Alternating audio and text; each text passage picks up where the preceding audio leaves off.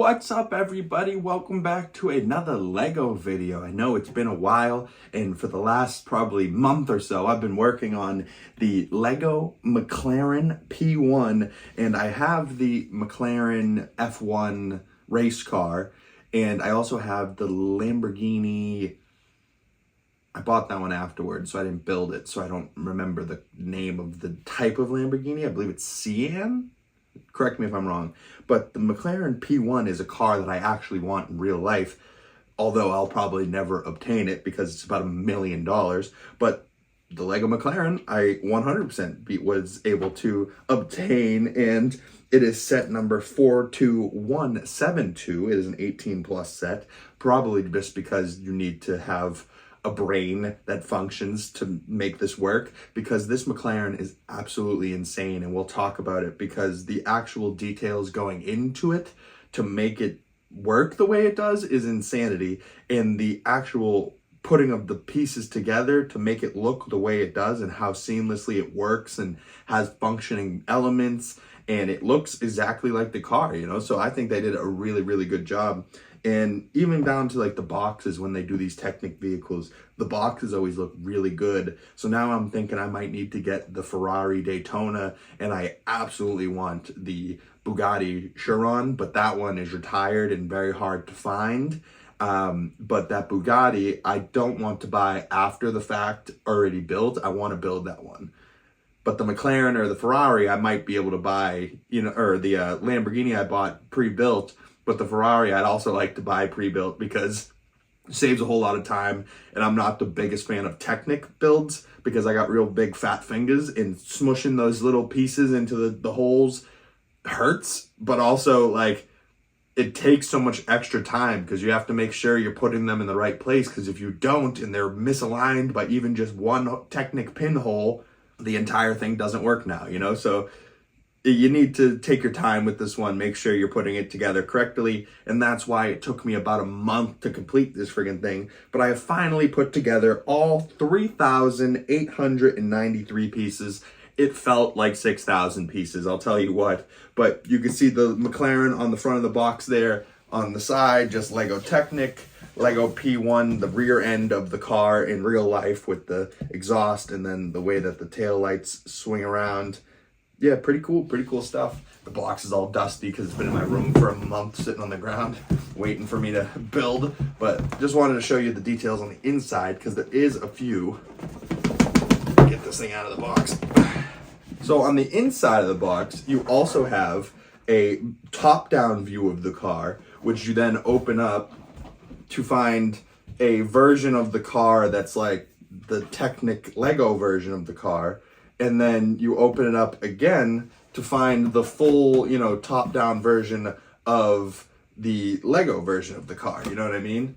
And then in each one of these boxes was your bags 1 through 23 building stages, 2 different instruction manuals, but take this box off now. There's nothing else in there. 2 different instruction manuals. This one has the rear end of the car because you start with the Technic base. And now I can, I guess, bring in the car. Very nice looking McLaren here.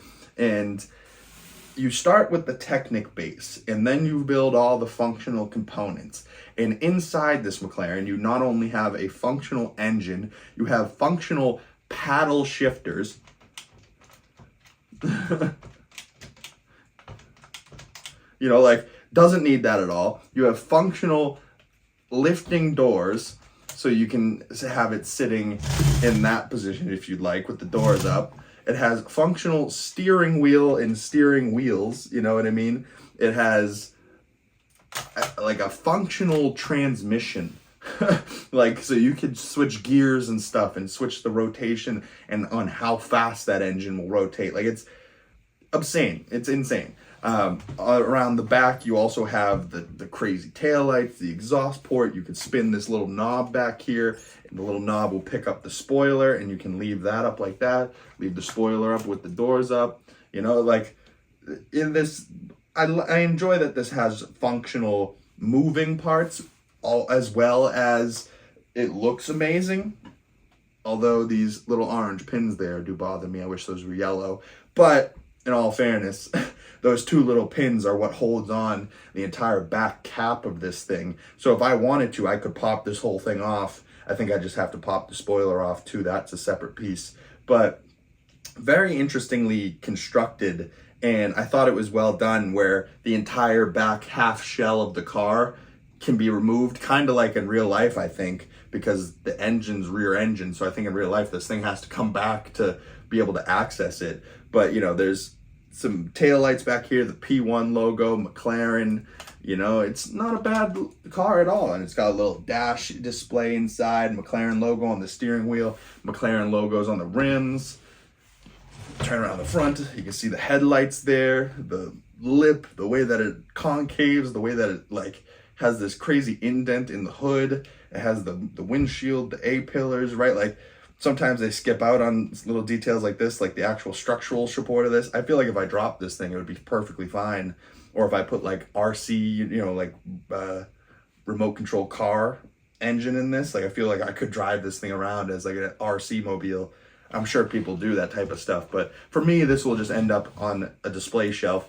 It also has a frunk that you just kind of flaps open, but you can lift up this little thing, toss it on the Technic pin there, and then prop it with the hood up, the wing up, doors up.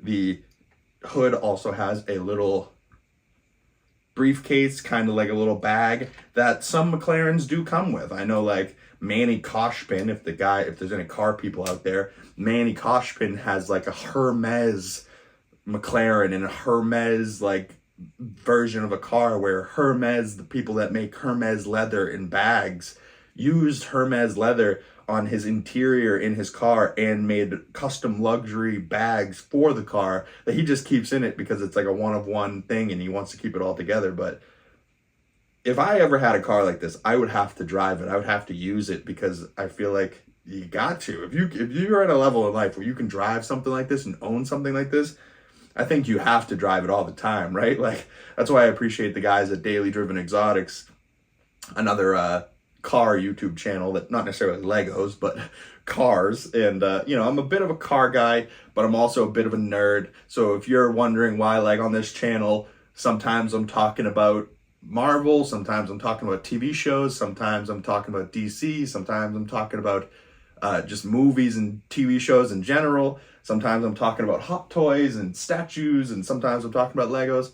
But in all of the cases, what you'll find on this channel is me, is the common denominator. Big Cam is gonna be there talking my crap and talking about the things I enjoy and like. So if you are made it this far in the video, I highly appreciate you, and I would like to know more about you down in the comment section below, and engage in the comments and say what's up and tell me what your favorite car is, or your favorite Lego vehicle, or favorite Lego set, or favorite hot toys. I'd love to hear these type of things down in the comment section below.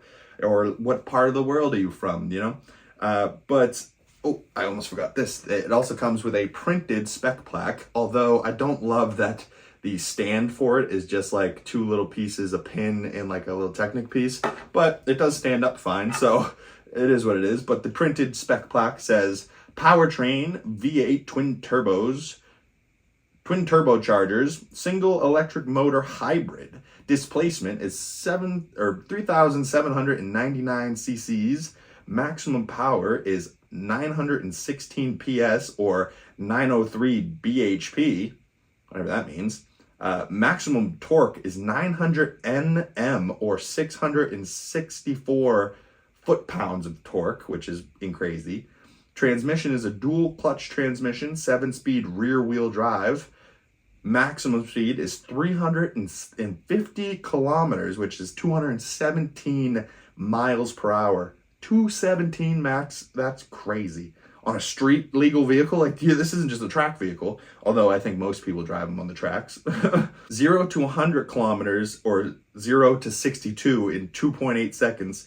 In 0 to 200 kilometers or 0 to 124 miles per hour in 6.8 seconds. Dry weight, lightness, is 1,395 kilograms or 3,075 pounds. So about a 3,000 pound car in real life. That's pretty impressive, I used to drive, you know, big trucks that were 10, 15,000 pounds. And I'll tell you what, you feel it when you're going around a turn on a highway or an exit ramp, and you feel that thing start to tip, and you're like, whoa, you should go real slow. Be respectful of your truck drivers out there. But that's it from me, y'all. My name is Big Cam, and this has been another Lego video. Ooh, I'm sure you guys actually want to see this thing on the shelf with the other Lego display sets. So we're going to cut real quick, and I'm going to show you where this thing's new home shall be down in my living room. Because, ironically, the car stuff is no longer in this room. I've outgrown this room on Lego car stuff. Isn't that crazy? But let's go check out the living room and where this is going to live for the rest of its life. As you can see, we'll talk about that shelf in a moment, where that shall go. But I just wanted to show you guys these, my little gnomes collection, my painted gnomes. Something my roommate got me. Nice little Tony Stark has a hat, which is a little dusty, but don't mind that. Over here, though, a couple of Star Wars Hot Toys, Boba Fett and General Grievous.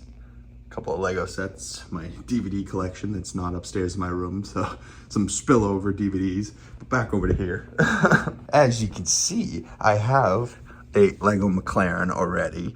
I don't love the orange, but I do love McLaren F1 race cars, so I might need to get the Ferrari race car and the Red Bull one and put those next to each other. That would be nice. There is my Lamborghini Sian and my other two race cars. But the Lamborghini Sian I got aftermarket from Brixie, and it has a light up kit. I should probably turn that on for you. Yeah, see, a little light up kit. Pew. Oh, how about that? Little light up kit on the shelf. That's cool, huh? And then strobe. You can make it flash. Yeah. Smooth. Very cool indeed, but turn that off, don't want to waste that. But as a placeholder on this shelf, because I have my comic books, my DC, my Marvel, Zombie Iron Man in the middle, my books, my Dune collection, my Game of Thrones collection, my MCU related things. But my popcorn bucket shall go back upstairs with the popcorn buckets. This was the Thunderbolts popcorn bucket. Red Guardian, protecting you from boring evening, eh? A little Red Guardian there. John Walker shield out back, but yeah, AMC Thunderbolts popcorn bucket. Yeah, that thing's stupid, but held the place well for Mr. McLaren. So let's see what it looks like on the shelf. Alright, so McLaren, I don't know why I'm talking in Red Guardian, Alexi Shostakov voice, but the P1 McLaren has now found its home on the shelf with the P1. This was the gift with purchase back in, Jesus, I think early 2024? This was easily a year ago when the McLaren came out, and there was the gift with purchase, the P1 logo there that rotates back and forth, and it just kind of, rotates a little bit side to side and has that little McLaren thing that pops up. Not really worth it, but displays nicely against the McLaren P1, and it has its nice little specs plaque there rather than just a little Lamborghini Sian badge or no specs plaque at all. But exposed engine, that's kind of cool, and when you rotate that, the engine moves. But when you rotate this, the engine moves too, but much slower because it's got multiple gears. I never really showed you inside the cockpit view or up close and personal with the McLaren, all the details, all the Technic details, but give you a little zoom shot in there. Little McLaren like dashboard. It's got like a Lego display dash. It's got like a shifter in the middle. It's got, paddle shifters, a functional steering wheel. The door does stay up, which is a nice touch. You can also make the wing stay up, which is a nice touch. Can't go up any more than that. The taillights do look good. This vehicle came together pretty good, but I will say the Technic parts took me forever. But yeah, so this is the display shelf of the Lego Technic vehicles, and to be honest with you, I don't know if I'll be getting more, but if I do, I have some more shelves to throw in there, so it will all work out. But yeah, not too mad with that at the moment. Maybe I should flip them around though, make the McLarens go that way. But for now, that'll be how it stays. And I like that it goes McLaren, Lambo, McLaren, maybe another Lambo. I don't know. What will be the next Technic car after the P1? What do you think? But stay tuned for more Hot Toys unboxings in the future and more content coming your way. I promise there'll be more Lego content in the future too, but I'm going to take a break because that took me a month, so it will be a little while before you see another Lego video. But stay tuned. Thank you guys so much for coming on by. If you'd like to support the channel, hit that subscribe button, like button, comment below, share this video with a friend. If you'd like to follow my other social medias, links down in the description below. Thank you guys so much, and I will see you beautiful people in the next video. Peace.